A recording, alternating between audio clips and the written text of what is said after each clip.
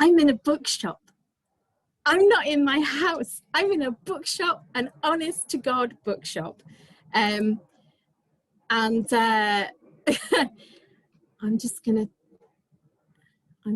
that everybody is getting me. You're so jealous. Yes, yes, yes, yes. You absolutely should be jealous. It is beautiful to be out of the house and strange and wonderful. And I'm here with Jenna, who is lurking at a safe distance with a face mask on. It does smell bookish, Sue. There's the smell of paper. There's the smell of sort of slightly cold storerooms. It's lovely. It's absolutely beautiful. I'm so excited to be here. Thank you so much for coming. We are going to do the following.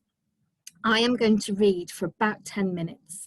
And while I am reading, there is going to be some live origami folding from the very wonderful ELLIE CLEWLOW, who is a paper fold artist working in Sunderland. And she does these immaculate sculptural forms. I'm going to show you one that she sent me. This is a Morse code encoding of the word Sophie. So dots and dashes are made in dark and light papers, folded into these little modular components and then put together to make these incredible sculptural forms. And we met, Ellie and I, doing a completely different poetry project, and during which time we talked, and I sent her some poems based on our conversation, and she amazed me by then turning some of my words into origami sculptures. And I said, well, do you want to do something with Passerine then? And I sent her the book, and now she is working on encoding lines from Passerine into these beautiful shapes. So what we're going to do is Amy is going to spotlight Ellie's camera right now so that you can see Ellie's hands. And there we go. And then Ellie is going to be folding while I read from Passerine. Okay.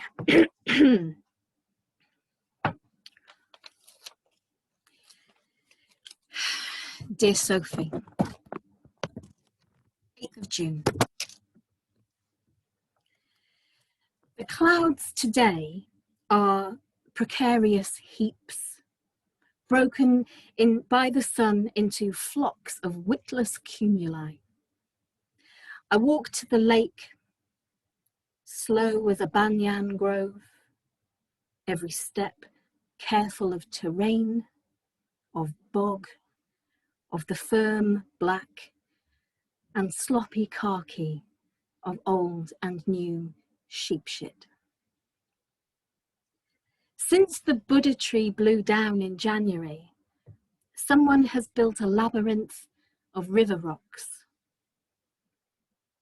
All is poetry, without me or with. It's only the stepping towards that makes it so. Only the standing with. Only the listening for.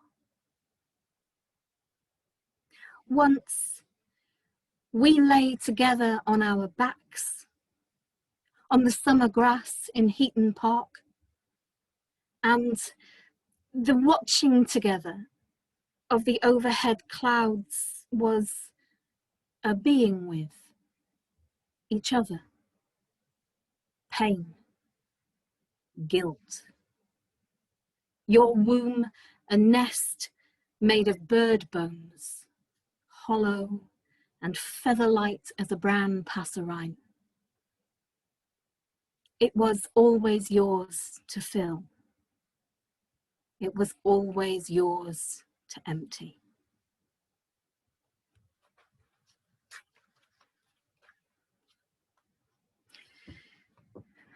Dear Sophie, 2nd of July. The clouds today roll smartly right to left, a hoop bowled by a high-up breeze. It occasionally drops into the garden, quick as a goldfinch. Then the vines shake their clamour of elastic arms. Then the cherry tree tests one heavy leaf at a time.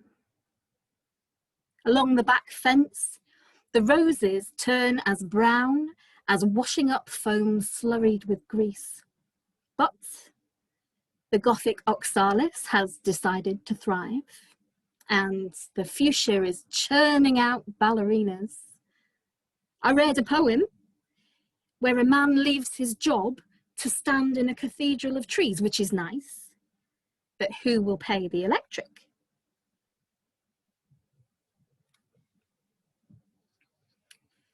Dear Sophie, 6th of August. The clouds today are a collage of leftover ticking. We must make our goals smaller but incessant. This is part 5672 in the quest to learn perseverance. My mind flurries about within the walls of my skull, harassing me like a toddler. I will lie upside down on the sofa and decant my thoughts. Through the open door, the garden glows darkly in the thunderlight. I will wait for the change in air to touch my hair with forgiveness. I swear to you, now as I did then, it is not God who ratifies the intercessor. The channel opens wherever you place your trust. Priestless, we forgive each other. Your wrists pulse in my thumbs. The walls yellow as lilies years ago in our futures, only a bus ride away. The clouds are waving and rolling, rolling and waving, like babies too young to sit up.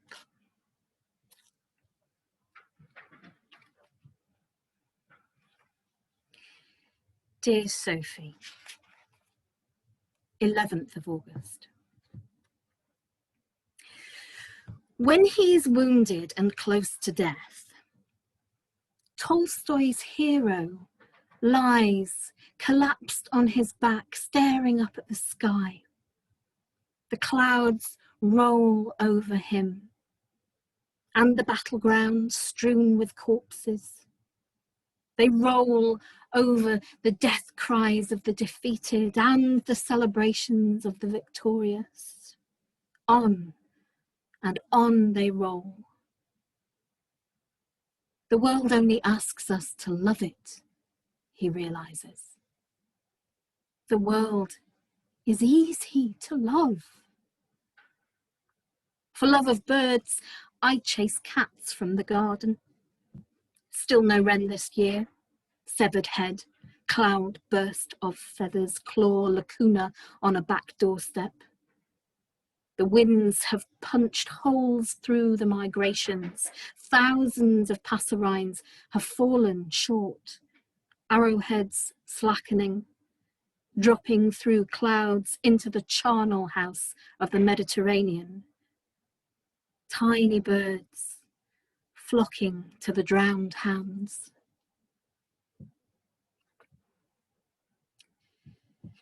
Dear Sophie, 12th of October.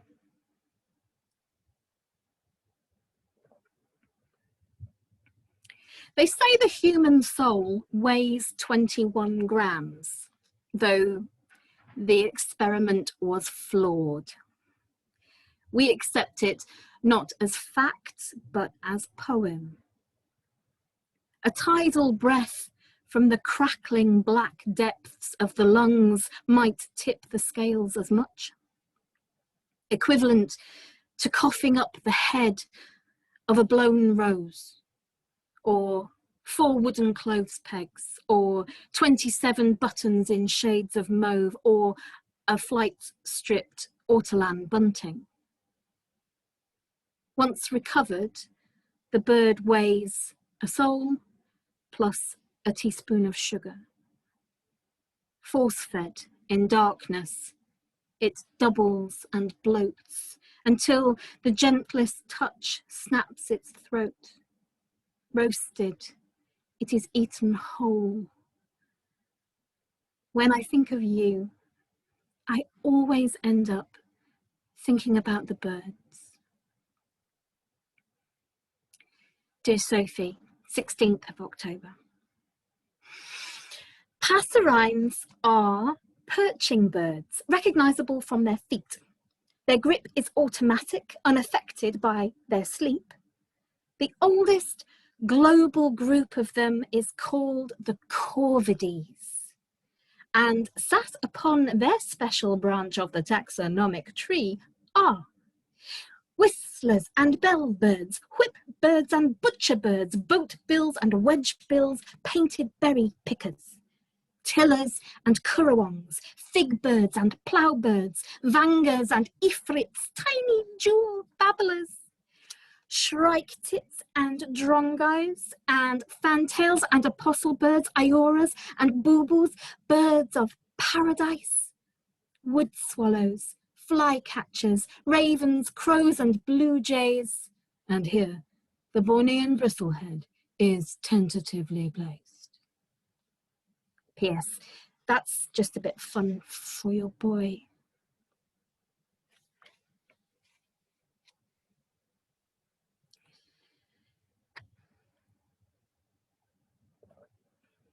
Dear Sophie, 31st of October.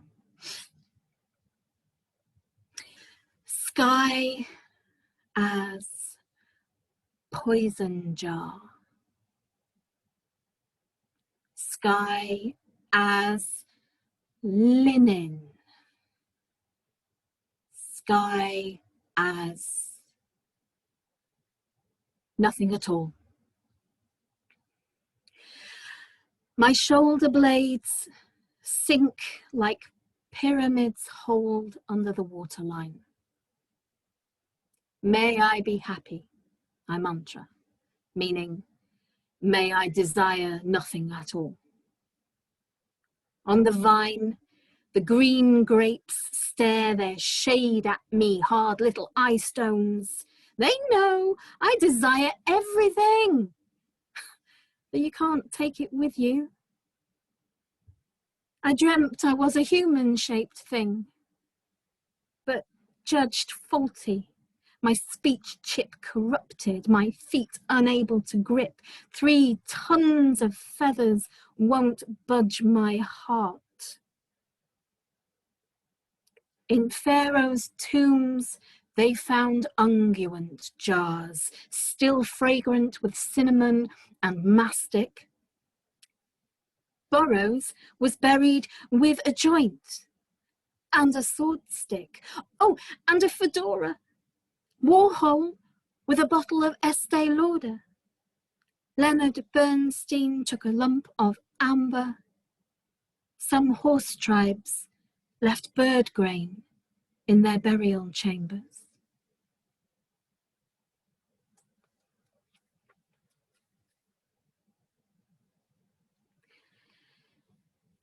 Dear Sophie, 1st of November. The clouds today are a Palomino's flank. He has one mystical blue eye. Allons-y! Horses often mean poems when they appear in poems about horses. When they appear in fields, they mean nothing at all. As the shutter of the month falls, I roll under and reach back through the narrowing gap for my hat. I am a goddamn hero. I am as good as bareback. Allons-y! Another month opens for me. Poems gallop in the distance. Thank you, guys. That is the end of my, of my little bit. So we're going to take the spotlight off Ellie, but Ellie might continue to make while our guests are reading. So Amy, I don't know if you want to take the spotlight off Ellie now, and yeah, hopefully you guys are in speaker view, so perhaps I am large for you, or you can see me clearly. Thank you, clapping and hooping, says Kathy. Thank you so much, guys. So the next bit of the evening, I've got guests, and the guests are going to do some really lovely stuff. They've agreed to read one of mine and then read one of theirs that they feel is in conversation with it in some way, or resonates in some way, which is, I'm so privileged to have them with me. And in amongst that, we've also got a film poem, which is a real treat. But we're going to start off, I shall introduce them as they come up.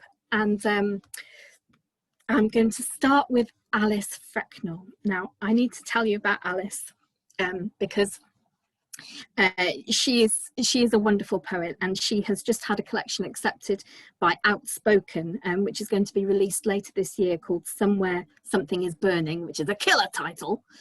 And also what you should know about Alice is that she and I used to work together at Apples and Snakes, and when we really got to know one another was when we were sent as support staff to an Arvon retreat, because we had some young people going there, and until then we sort of hadn't spent a lot of time together. She's in the London office and I'm up here. And we had a lovely time together, and we travelled back to London on the train together, doing loads of sort of wordplay poetry together, and we became poetry buddies in that way. And I have to say, her solutions to the word games and her poems were invariably more elegant than mine. She's an excellent, excellent writer.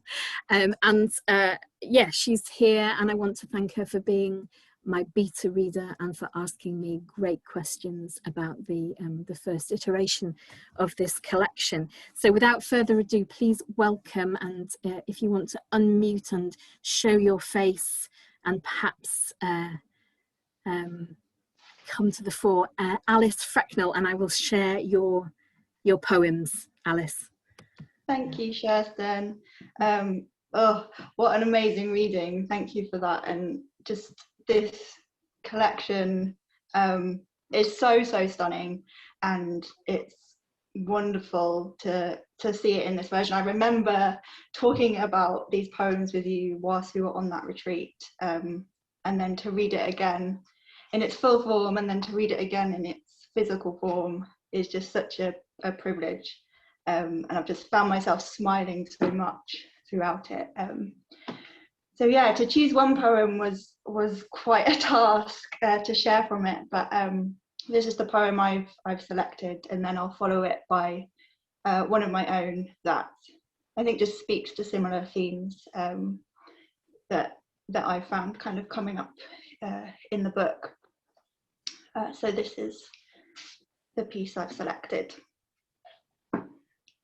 Dear Sophie, 2nd of May.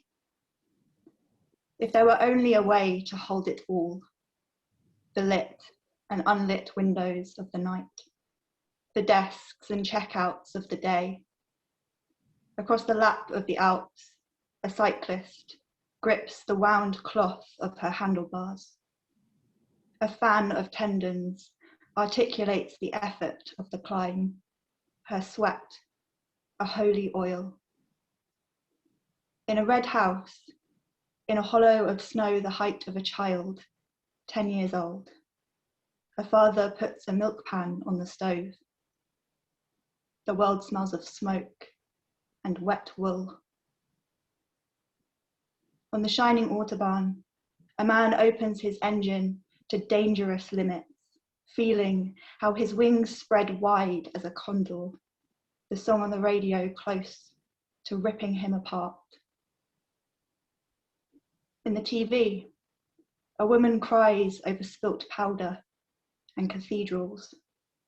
Her martyr's train, lifted by 3,000 unaccompanied miners in pageboy outfits of rubble grey. On a bare bones beach, a smart woman collects shells with her grandson until it's time to go. I've seen them, and so now I must remember to love them too.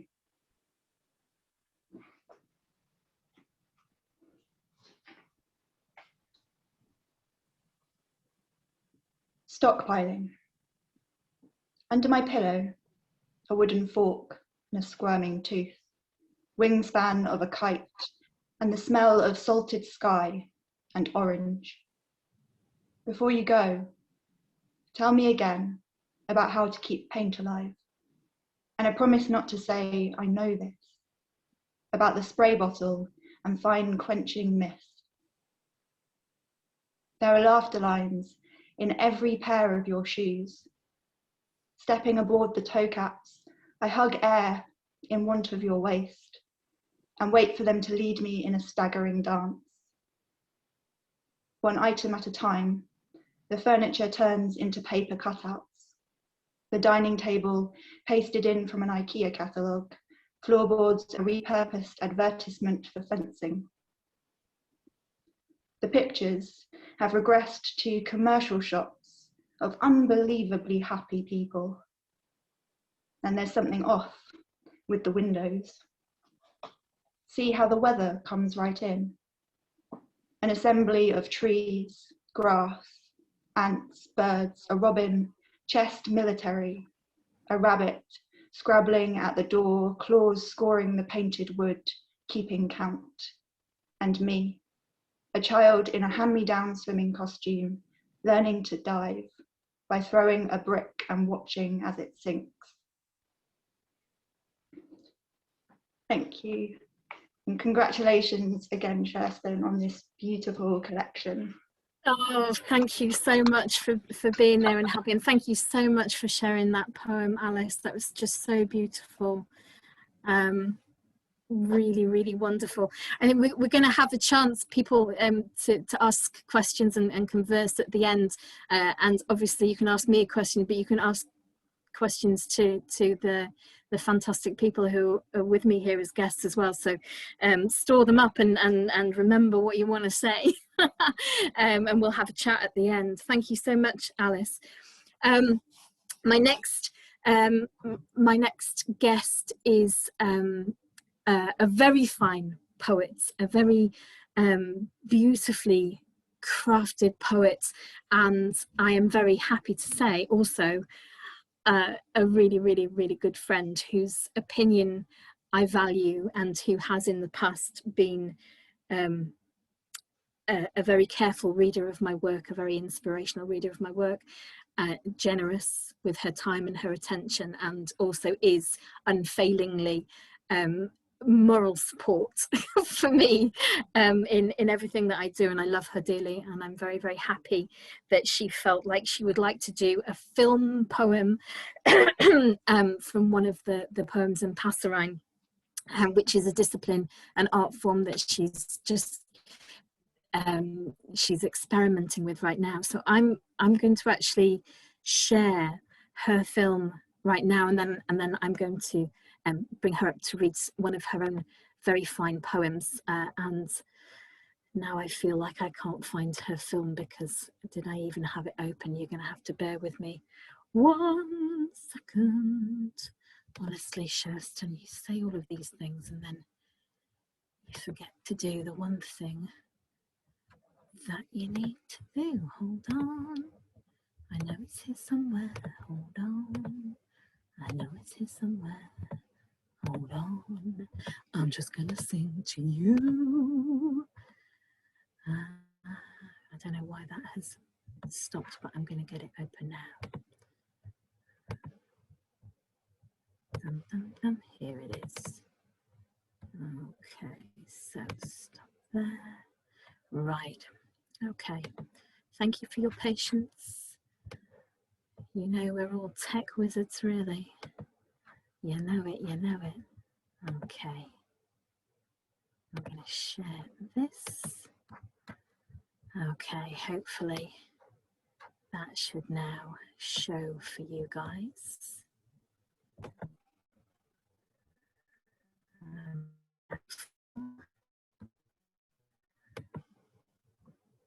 And here we go.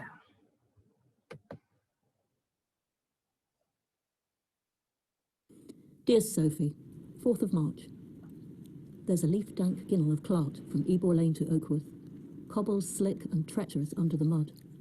All between the alder, beech and oak, dry stone walls are made whetstone, sopping tippets of lime green moss. Catkins, a carillon of tassels, the white sky dropping snow parachutes between the trees. Swans down, kiss hush in a clearing, Eles flottantes. There's no use pretending you were anything more than human. Heaven is a hearth fire at the other end of sleet, strong tea in pint pot mugs, a discreet scallop to the tablecloth.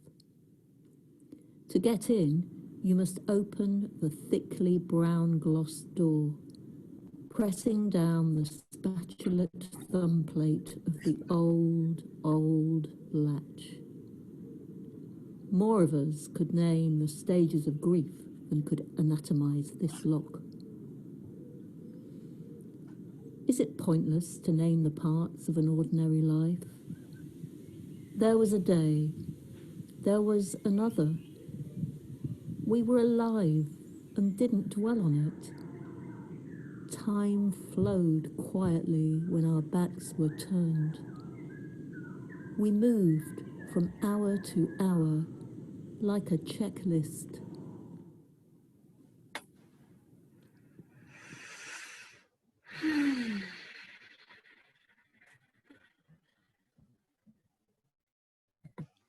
Thank you.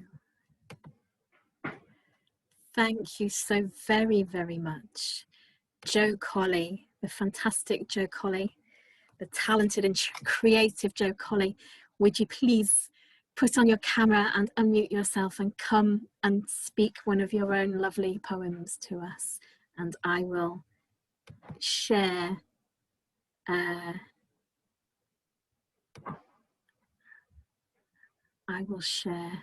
your poem. I believe it's this one, Jo, is that right? Time and the Greening. Yep, that's the one. Awesome.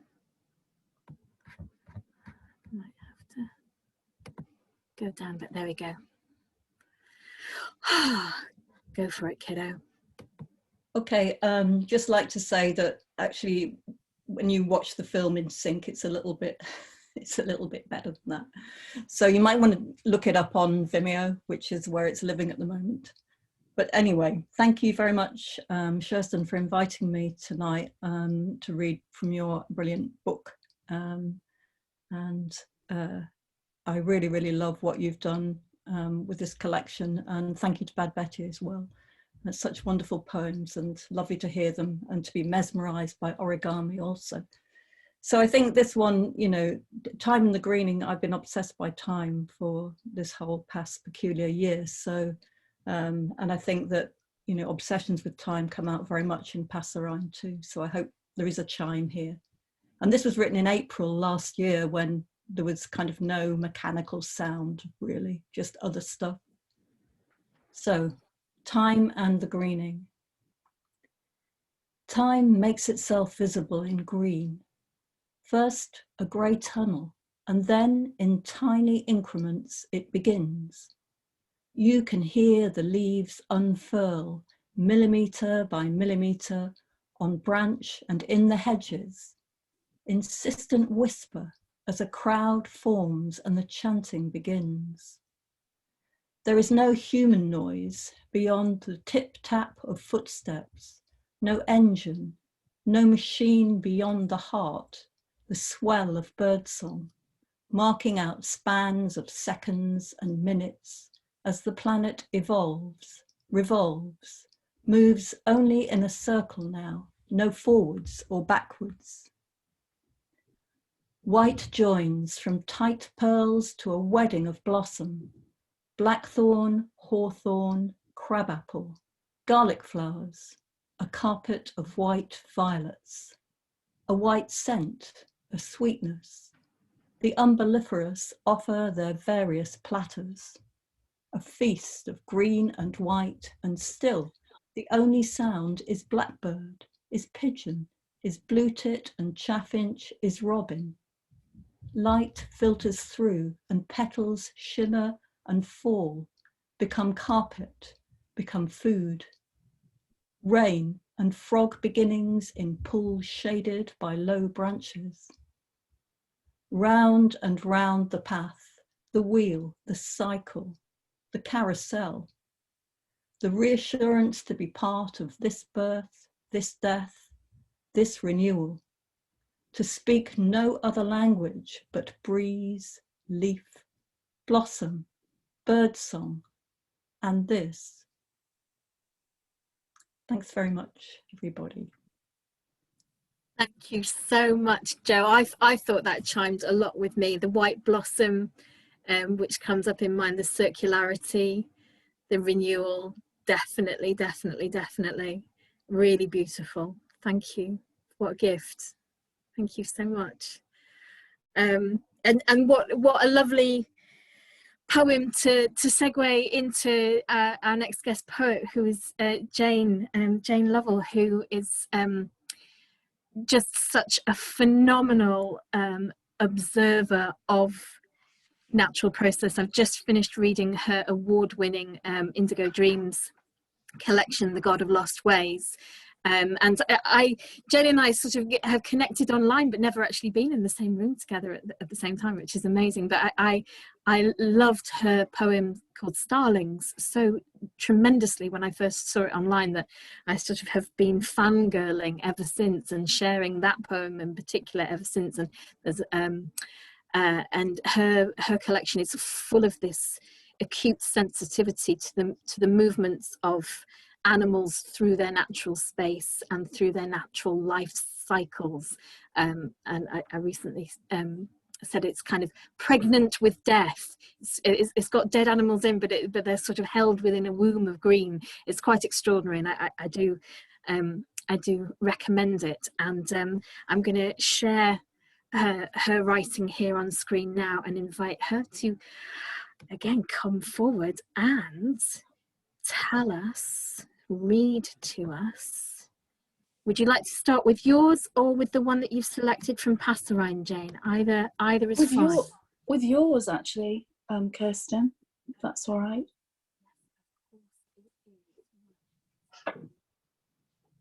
I have to say, when you sent me the book to read, I read it in one sitting and I couldn't put it down. I loved it. Am I loud enough? Yeah. Yeah, for me, yeah. Great. Dear Sophie, 11th of October. All over Europe, the men who know the old ways are boiling holly bark for half a day. They are stashing the mash in the dark for a fortnight. It is traditional.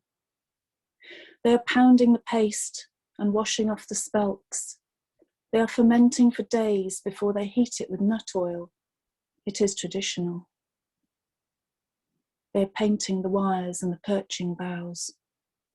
They are waiting for the wintering flocks to arrive, bodies exhausted, but somehow still edible. 25 million silenced songbirds, brittle feet cemented in birdlime. It is traditional. The men sing to their children, Je te plumerai les pieds. This is how their children learn about body parts.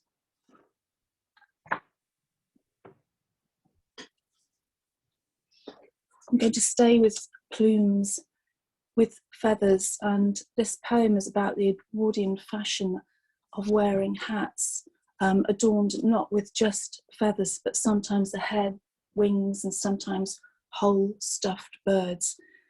And the seasonal fashions, which dead birds you should be wearing, was featured in Harper's Bazaar. Aigrette, spring 1893. My tiny skull, you will remember, is as delicate as jingle shell. Those strange blue ligaments below my wings, slick with blood, you won't. They have not been mentioned. My hinged spine collapsing to a clef in waterlap, the pitch shift as the tide of carcasses lifts and settles all along the shoreline you would not have noticed. You wanted the Valkyrie effect, Mercury wings, the elegance of Mephisto aigrette. Such elegance this side of the Atlantic, you say. Watch me take flight. Your gown of black duchess, adorned with tiny swallows, swishes as you turn. Your companion is iridescent, whole skins of kingfishers and parakeets, a hummingbird stripped and fixed upon the brim, still struggling in panic from its bones. Their young below the nest, bellies twisted rind, you'll never even contemplate. I have become light. I scatter across the room, alight upon the plumes that once were mine. See me everywhere you turn. Remember, as you lift your glass, my tiny skull. Thank you, everyone, and congratulations against Kirsten. Well done, brilliant. I love this. I love this. Thank you so much. What a kick-ass poem that was. Wowzers, wowzers, wowzers. As you raise your glass, my tiny, absolutely fantastic. And yeah, I can really see how my poor little bird-limed trapped things morph into your millinery fashions with that. Amazing. Thank you so much, Jane. Oh my word, we've got two more amazing poets. I'm going to call up now the second person. So Jane was very kindly wrote some blurb for the back of my book, and so did these next two poets, starting with Claire Trevienne, who many of you will know from her time with Sabotage Reviews, the Saboteur Awards. You might know her for doing amazing collections with Penned in the Margins, which is how I first encountered her work. I read her collection Astaronym, and there was a poem in there where she'd invented a form, and I love that kind of stuff, and I thought I'd have a go at this form, and then in order to make it work for me, I wanted to put it into a PowerPoint, and then I put the PowerPoint in a blog, and I blogged it, and I tagged her, and I said, whoa, look, I've done a Claire, and she very, very kindly was kind of excited about that, and it was the beginning of conversations online. But it took us ages to be in the same room together. I programmed her when I was producer for Apples and Snakes, because her collection, The Shipwrecked House, she turned it into an amazing stage show, and then I was too ill to come and see her when she did it. So it wasn't until literally just before lockdown when we actually met in the flesh at a crazy gallery opening in Newcastle, where she was performing from her latest pamphlet with Verve Poetry Press, which is called Brain Fugue.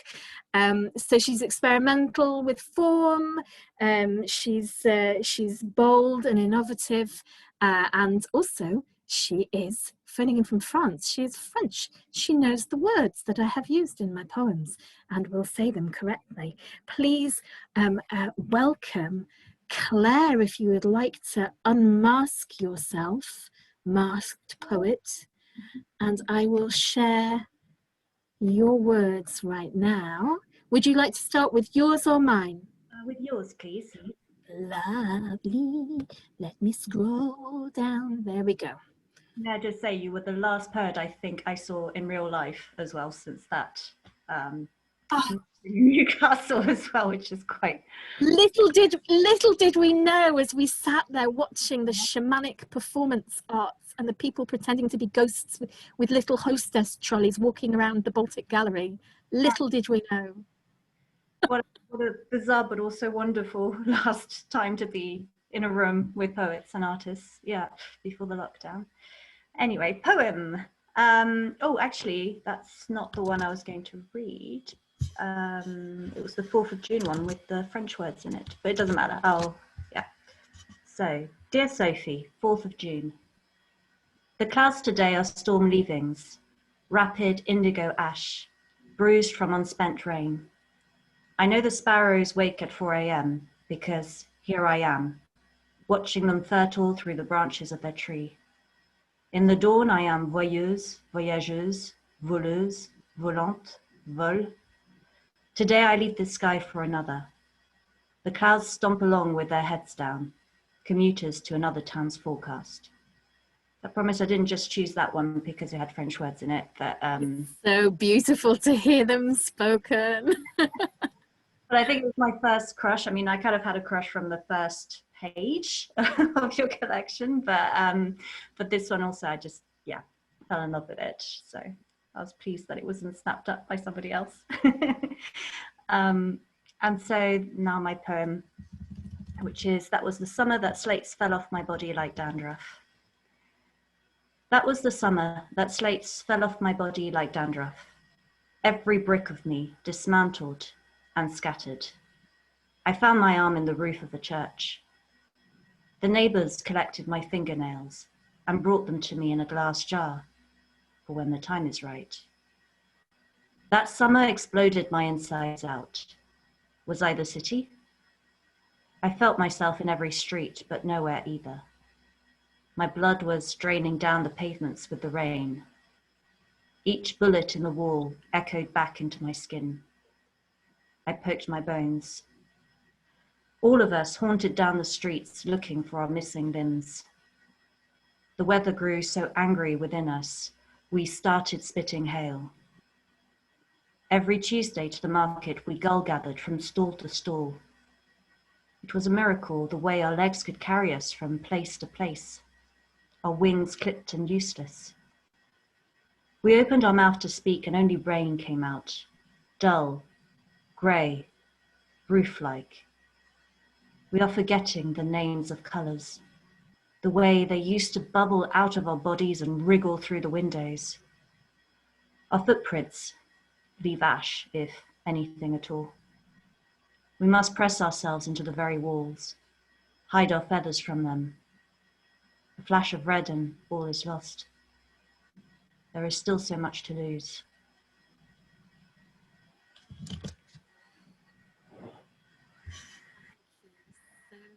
Much. Oh, you do weirdness well. Yeah, like there are poets who can do that. I don't know whether I can do that. I'm so in awe of the ways that can be made to feel so resonant, and yet it's so outside nature, and yet it seems to stem from nature, all of those natural things, and yet it's so bizarre, so surreal. It's wonderful. Thank you so much, Claire. Oh my word, and I'm really sorry for getting the wrong poem of mine up there. I shall try and rectify that later on if anybody wants to actually see the text of the short one that Claire was reading with the French words in it. Maybe myself or Amy can find that before we depart. Yes, some really great comments coming through from that. And we're going to move on now to our final guest, the final person who was kind enough to read and endorse my collection. Linda France, I'm sure many of you will know. She has had such an illustrious career. She's been poet with Blood Axe many times. She's won the national poetry competition, and she's got this unerring clarity for observing the world with a kind of Buddhist sensibility that I aspire to. I don't know whether I achieve it, but I really value the way that she sees the natural world. And we've been together at Buddhist retreats talking about poetry and nature and Gaia theory and the great big goddess of the world and how we feel about the personification of all of that. So I sort of took a punt on asking her whether she would read it, and I'm so happy that she did, and that she's here with us as our final guest tonight. So I shall share her words on screen now. Linda France, if you would like to join us with your face and your mic. And would you like to start with mine or yours? I was going to read yours first, Kirsten. Lovely. Okay, I shall. Thank you very much for that lovely introduction. And for this, It was so very joyful, exciting. You don't know what's going to happen next. It's great.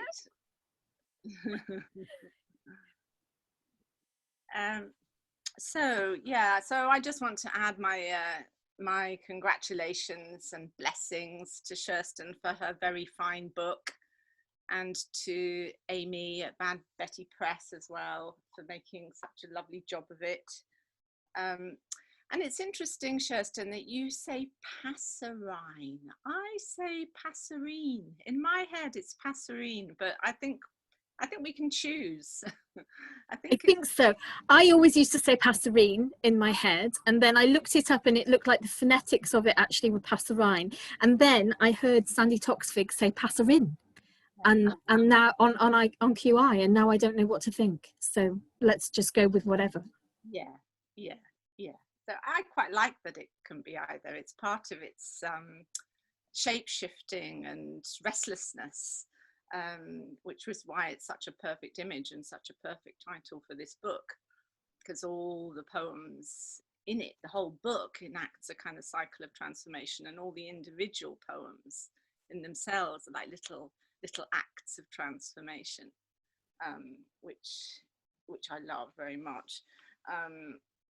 And none more so than this one, the 31st of March, which is a prayer or incantation, and as you'll hear, you know, that the way that a prayer or incantation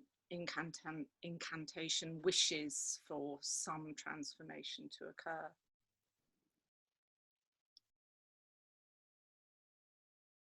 Dear Sophie, 31st of March. May the mothers be happy. May the pregnant be happy. May the broody be pregnant. May the barren reroot. May the unhappily pregnant have their choices respected. May the children be wanted. May the children be not poor. May the mothers be seen kindly. May they be forgiven. May the mothers of the heart be women and men. May the mothers be excused from motherhood. May the mothers love their dead. May the dead mothers be kissed upon their gravestones. May the mothers be many other things. May the children be released.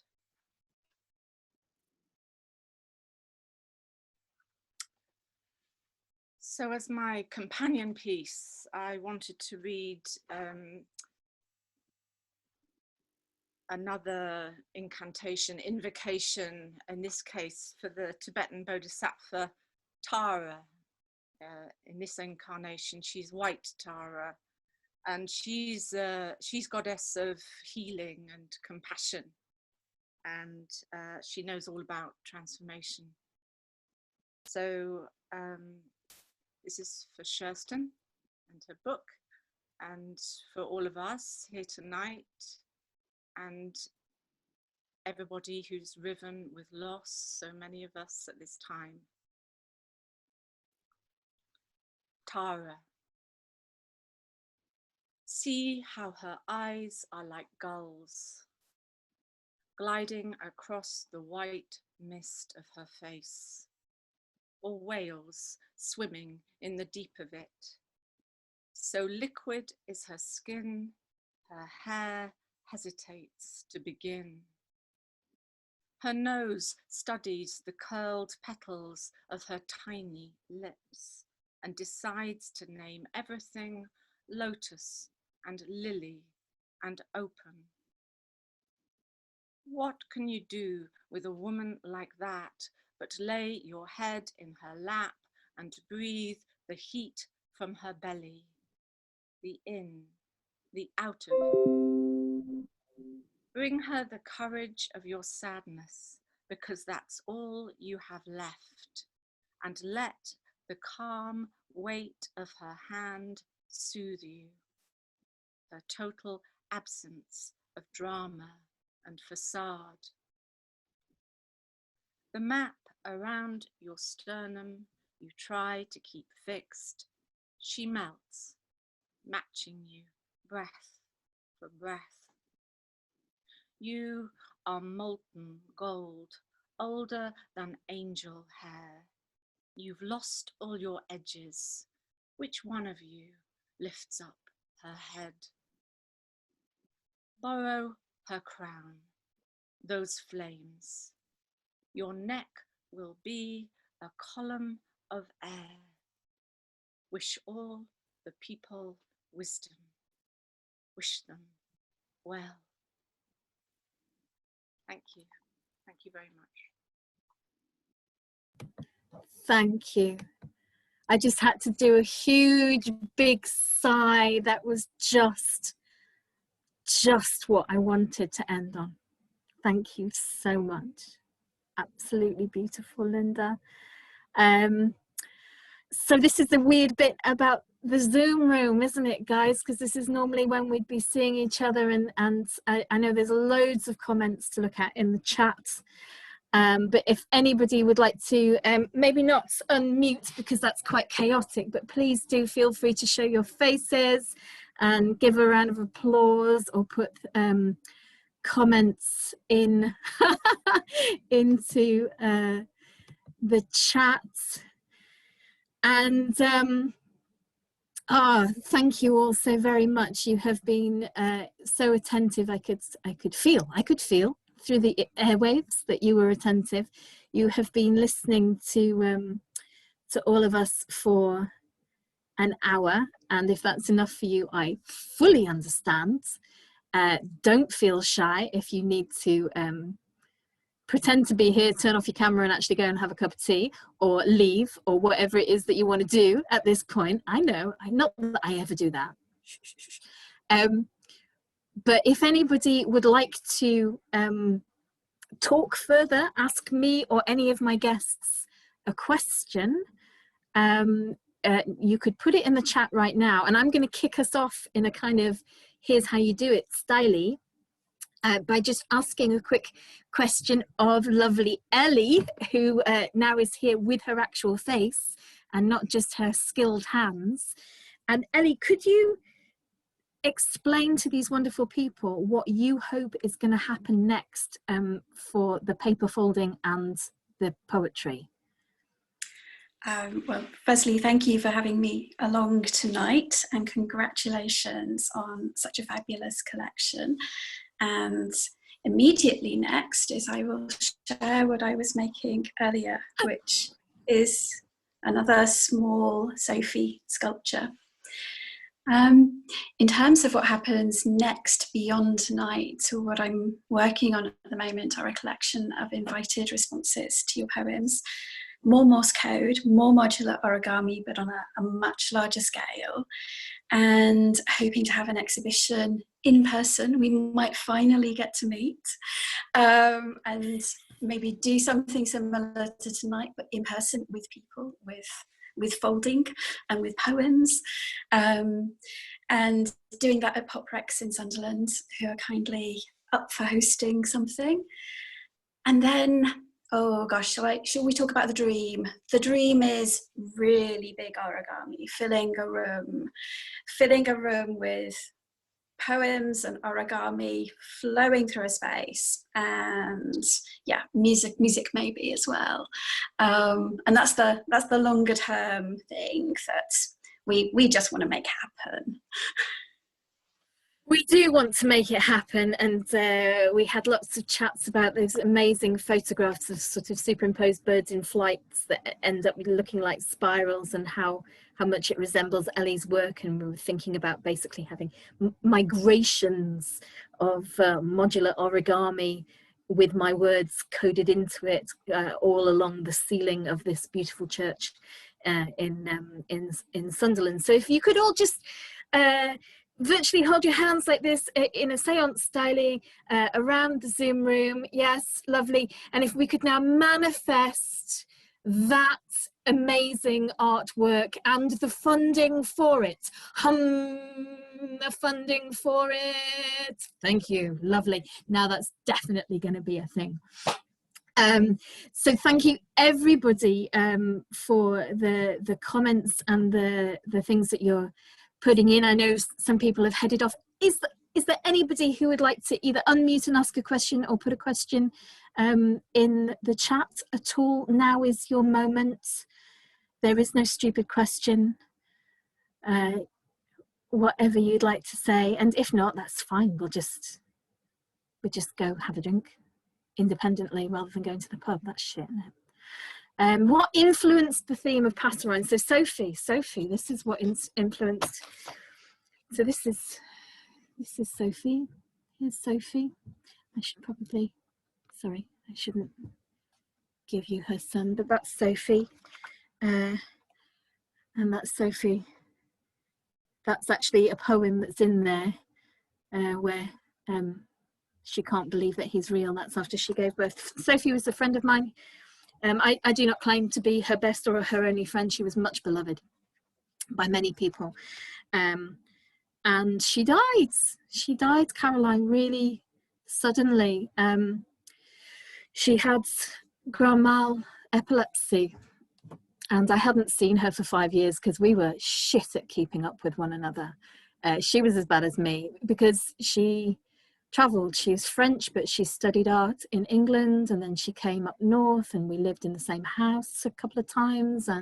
But then she became a juggler and a slum clown, a clown doctor in the favelas in Brazil. And she met a man there and she got pregnant there, but then she came back with it. And, you know, she was just, when she was here, she was here. And when she was gone, like a bird. Yeah. And her migrations just came round with the birds. And one day Sophie was back and next day Sophie was gone, you know, and that was the end of the summer. And so I sometimes still feel like she might just turn up, you know. I just feel like she might turn up. And I found out about her death by circuitous means and too late to go to a funeral and in the middle of a personal crisis. And like a poet, I tried to write a poem about it.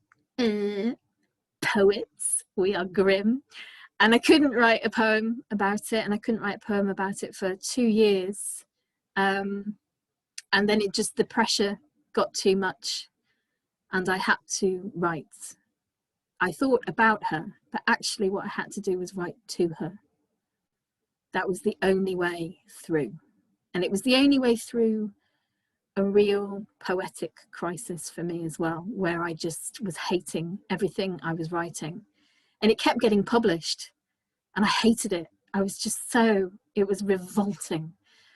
And I worked out that the reason that I hated it was because I wasn't writing to Sophie and I had to. So I sat down every day for a year and I wrote letters to her in my journals every morning. And at the end of each week, I gathered them up and I pruned them and sifted them and panned them for gold, and I turned them into a poem a week, roughly. I had no idea what I was doing. No idea. But the clouds kept coming back because that was just the easiest place to start every day to get me going. And then they became a thing about time and about circularity and about, I don't know, grief, maybe. So yeah, that's what I did. So there are themes in there, but yeah. almost accidental. I don't pretend to be clever enough to have actually mapped that out before I started it. Well, I hope that answers you, Caroline. Yeah, more than I expected. What a tragic but also beautiful kind of thing as well, and you know, what a wonderful way to start. It's funny actually, because a similar thing with my father has been dead about 20 years now. Actually, he's been dead longer than I knew him when he was alive, and I have over the last few weeks started writing letters to him. So isn't that funny how that transpires, and how we cope with grief? But that beauty of that bird, the imagery of her as a bird coming back again, I think that's beautiful, and that love just comes straight across just in what you said there. So that's lovely. That's so beautiful. Thank you. So I've got my lovely editor saying, when can people next see you perform?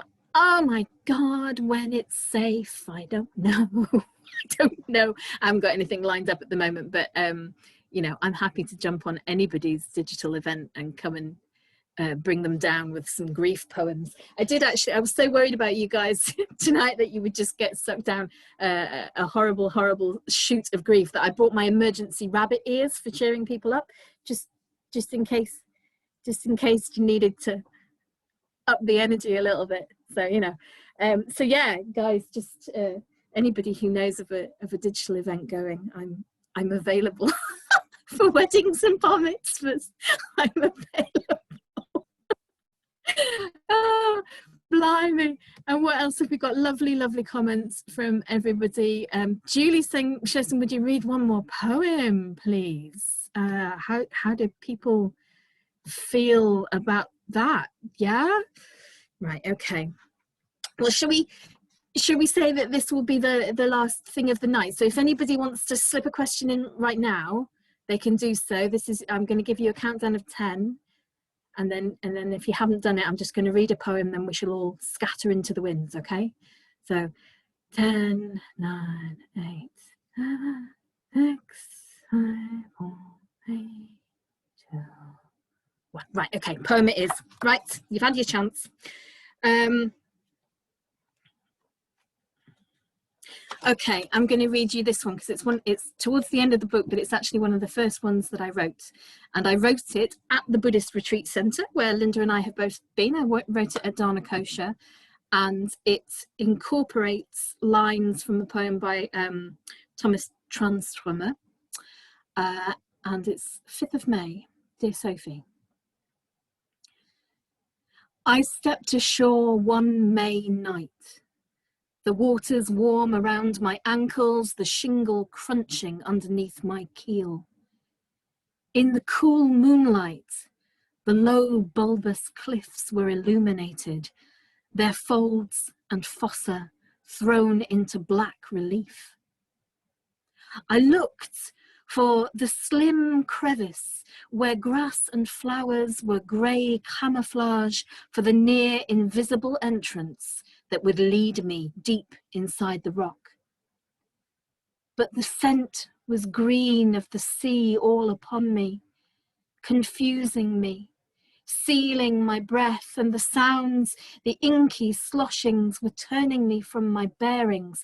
Had I gone too far? I glided up the slope of the beach, clambered over boulders and slipped clay patchy with salt turf in the colour-blind night, calling a soft hoo-hoo into every dark nook, listening for the deeper echo calling back, while white stones signalled to the moon from among the cobbles, treacherous as search beams.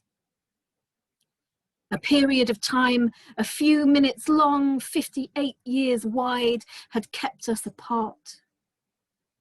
Had the land fallen over our meeting place, this cleft I couldn't find no matter how I scrambled? And behind me, beyond the lead shimmering waters, sailed, dark and silent, the armada of those who would separate us still, bearing down on my wake. Was the other shore and those who ruled there destined to imprison me forever? Would I fail to find this final key to my escape? This was my last hope, to elude those jailers, those people with a future instead of a face, all looking to their fame and the next rung on their ladders, forcing my chin up likewise, all mocking my desire for this one true meeting in the caves, under the cliffs, at the edge of the world.